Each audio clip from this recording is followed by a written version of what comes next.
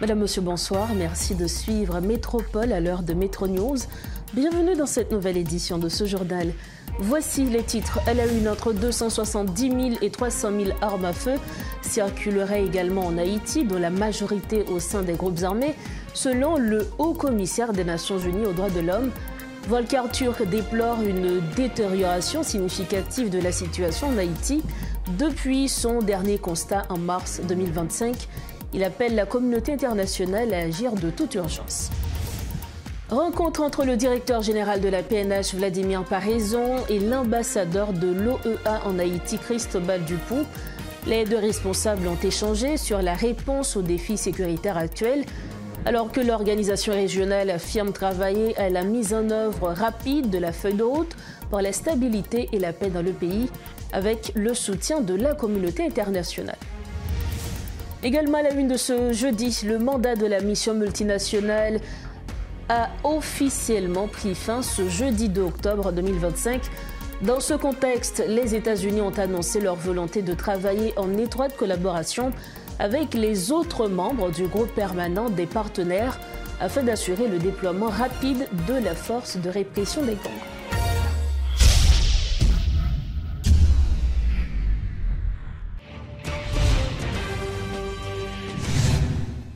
Bienvenue au développement des titres de l'actualité. Pour démarrer ce journal, le Haut-Commissaire des Nations Unies aux droits de l'homme, Volker Turk, a adressé ce jeudi un sombre bilan de la situation en Haïti. Plus de 16 000 personnes ont été tuées et quelques 7 000 blessées dans des violences armées depuis le 1er janvier 2022 dans le pays, a-t-il révélé. Entre 270 000 et 500 000 armes à feu circulent illégalement en Haïti, la plupart étant aux mains des gangs, a ajouté Volker Turk dans son discours. La moitié de la population haïtienne a besoin d'aide humanitaire. Quelques 1,3 million de personnes, dont la moitié sont des enfants, ont fui leur foyer, a poursuivi le Haut-Commissaire aux droits de l'homme de l'ONU. Par ailleurs, il s'est dit préoccupé par le fait que les forces de l'ordre soient responsables de plus de la moitié des meurtres et des blessures recensées depuis le début de l'année. Suivez un extrait de l'intervention de Volker Turk. Le bilan humanitaire est effroyable. La moitié de la population, soit 6 millions de personnes, dont 3,3 millions d'enfants, a besoin d'aide humanitaire. Environ 1,3 million de personnes, dont la moitié sont des enfants, ont fui leur foyer. Haïti figure désormais parmi les 5 zones les plus préoccupantes au monde en matière d'insécurité alimentaire. Je suis profondément préoccupé par le sort des enfants en Haïti. L'UNICEF estime qu'un enfant sur 7 n'est pas scolarisé et que près d'1 million d'autres risquent d'abandonner l'école. De plus en plus d'enfants sont victimes de traite, d'exploitation et de recrutement forcé par les gangs. Ils sont utilisés comme messagers, guetteurs ou porteurs d'armes et sont parfois contraints de combattre contre les gangs rivaux, les forces de sécurité et des groupes dits d'autodéfense. Nous ne pouvons qu'imaginer l'impact à long terme pour les enfants d'Haïti et pour la société dans son ensemble. En juillet, les autorités ont ouvert le premier centre de transit et d'orientation à Port-au-Prince afin d'offrir un refuge temporaire et un soutien à la réintégration aux enfants anciennement associés à des gangs armés. Nous aurions besoin davantage de ce type de mesures. Le protecteur du citoyen, maître Jean-Wilner Morin, lance un appel à la solidarité internationale face à la crise qui sévit en Haïti.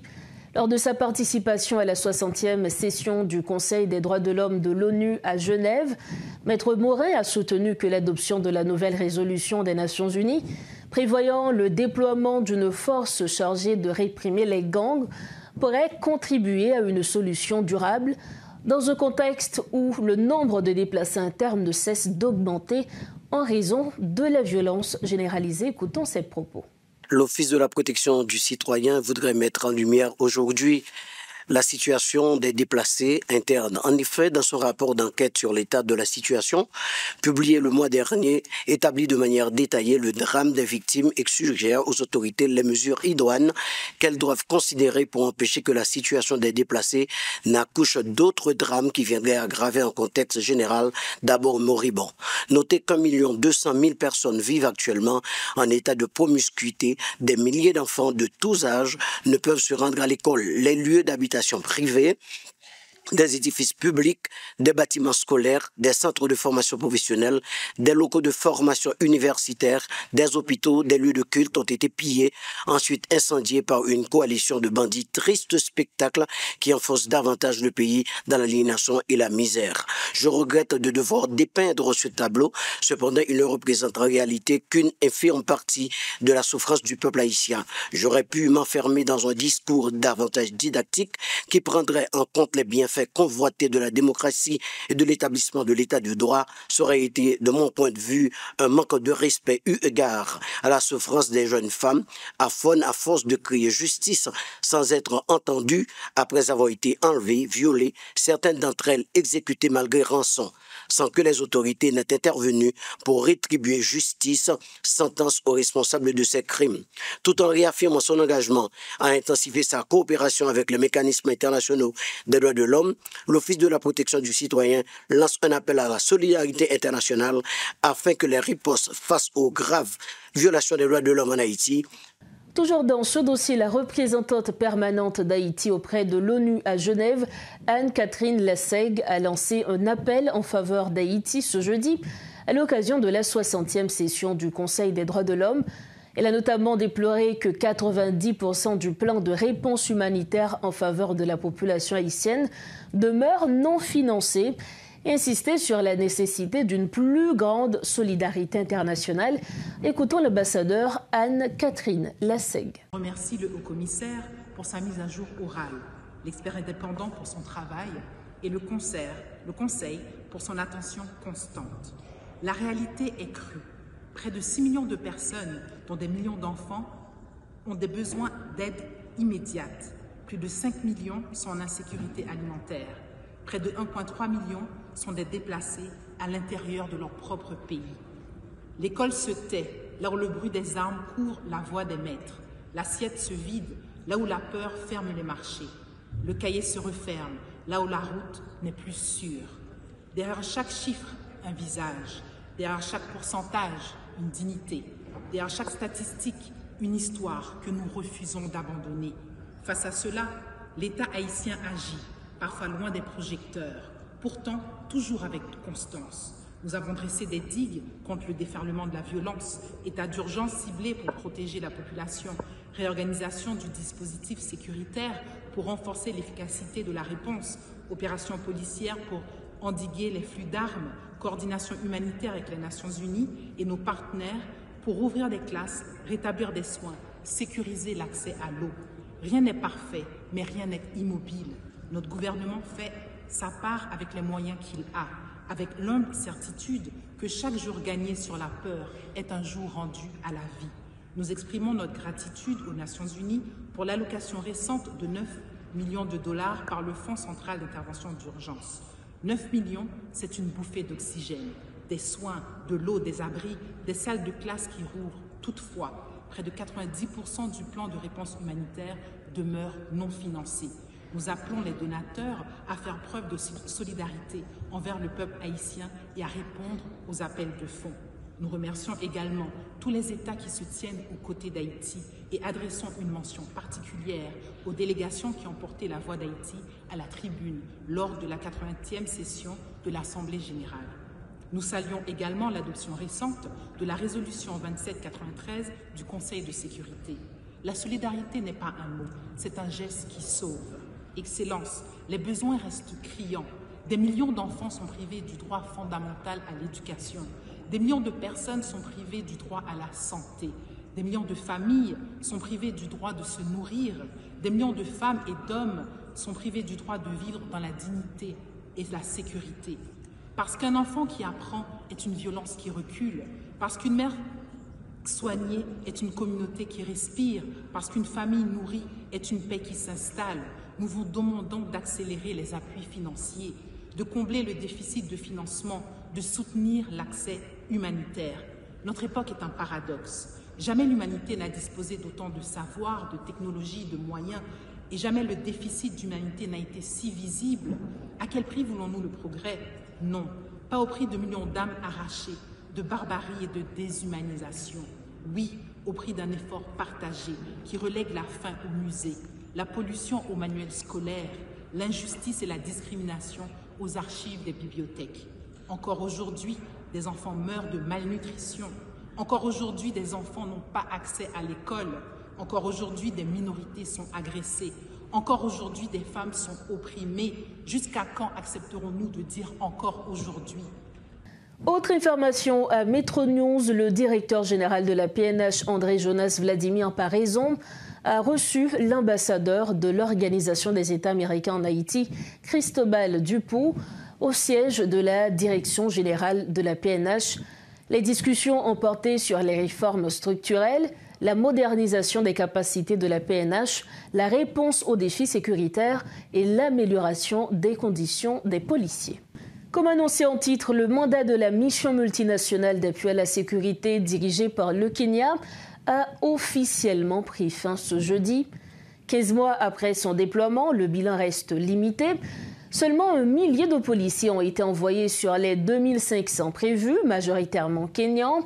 Dans l'intervalle, le secrétaire d'État américain Marco Rubio, après avoir salué la résolution du Conseil de sécurité de l'ONU, a indiqué que les États-Unis vont travailler en étroite collaboration avec les autres membres du groupe permanent des partenaires afin d'assurer le déploiement rapide de la force de répression des gangs dans un communiqué publié mercredi 1er octobre 2025. Parlant à présent éducation, les élèves reprennent peu à peu le chemin de l'école dans la région métropolitaine de Port-au-Prince. À l'occasion de la deuxième journée de la rentrée officielle des classes, à Delma et à Pétionville, les rues sont bondées d'uniformes colorés et regorgent de monde, signe de retour progressif à la vie académique. Malgré une conjoncture tendue et des incertitudes persistantes, les salles de classe retrouvent leurs élèves et l'espoir d'une année scolaire pleine de promesses se dessine timidement, notamment dans la coulisse des lycées. Un reportage signé Garbijan et Guy Trichoisi. Dans les salles du lycée Horatius L'Aventure, les élèves sont au rendez-vous pour leur deuxième journée de classe. Optimistes, la plupart ont déjà défini leur objectif pour l'année et la réussite figure en tête de liste. Nous-mêmes, nous avons un objectif et nous venons là, parents nous compter sur nous et nous gagnons un avenir tout que nous-mêmes nous préparé. Dans ce moment-là, l'école a ouvert, nous avons cours débuté timidement et le projet que nous gagnons, nous voulons pour nous collaborer ensemble avec les professeurs pour nous écouter l'explication qu'il y a bail, pour nous capables de porter fuir, pour que le moment n'a passé là, pour ne pas passer là en vain, mais pour nous réussir, non seulement pour nous réussir, pour nous faire que directeurs, professeurs et camarades nous contents, que parents nous, et nous-mêmes tout pour nous un modèle pour la génération qui va venir. La reprise des cours est certes effective, mais les rangées de sièges encore vides témoignent d'une rentrée partielle dans cet établissement qui abrite également plusieurs écoles relocalisées. Une situation qui rappelle les difficultés auxquelles font face des dizaines d'écoles qui peinent à reprendre leur activité dans des conditions normales. Et ça a vraiment fait mal parce que moi-même, j'ai possibilité pour venir à l'école, mais tant que le lycée Marie-Jade, le lycée de jeunes filles, il beaucoup gagner en droit. Donc, je pense que quand même, il faut l'État mettre en stabilité pour l'État donner un espace, même tout pour apprendre parce que nous chaque droit et devoir pour nous droit à l'éducation. Les élèves sont sensibilisés, mais la réalité demeure implacable et semble dépasser même les autorités qui avaient pourtant promis de libérer les espaces scolaires encore occupés par les déplacés internes. Cette reprise timide est presque la même dans plusieurs institutions de la capitale où, durant la première semaine, élèves et professeurs ne répondent pas tous à l'appel. En fait, l'école a fait couvrir, on est toujours comme ça, depuis l'école a fait couvrir. En fait, tous les élèves ne peuvent pas venir vraiment, mais c'est dans la semaine. Puis devant, ok, tous les élèves venir. On peut dire pour gagner assez de professeurs comme d'habitude j'en connais là mais nous jeunes quelques professeurs quand même qui travaillent avec nous. Ce qui est certain, c'est qu'il s'agit, comme les années précédentes, d'une nouvelle année académique sur fond de crise récurrente marquée par la persistance des violences qui n'épargnent personne, pas même les infrastructures scolaires, pourtant hautement symboliques.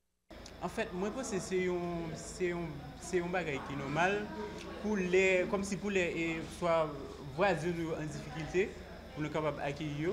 Je pense que c'est très bien. En fait, là, il n'y a pas un problème pour nous. En fait, moi je souhaite bienvenue parce que c'est lycée à la pour tout le monde. En fait, depuis qu'il y a possibilité, en fait, c'est un moment qui est difficile. On a fait tout ça possible pour nous capables d'accueillir très bien et puis pour nous capables, comme si à la fin pour chaque monde capable satisfaire selon moyen. Le lycée Horatius Laventure est l'une des rares institutions publiques encore fonctionnelles à Delma. Il a même échappé il y a peu à une occupation par les déplacés internes. À ce jour, nombre d'établissements publics restent encore paralysés, que ce soit en raison de cette occupation prolongée ou des pillages subis au centre-ville. Dans les zones accessibles, la plupart des écoles fonctionnent en rotation, faute d'espace adapté dans les bâtiments disponibles. Pour refermer la page nationale de Métro News, la structure dénommée Corepad estime que les conditions ne sont pas réunies pour favoriser le retour en classe du nombre imposant d'écoliers qui se trouvent dans les lycées. Les responsables de cette structure doutent que les nouveaux locaux réaménagés par le ministère soient suffisants pour accueillir des écoliers des 2 vacations. Ainsi mettent-ils en garde l'inégalité des chances dans le milieu scolaire en Haïti. Des préoccupations exprimées lors d'une conférence de presse ce jeudi. Plus de détails dans ce compte-rendu de Rodolphe Pierre-Louis.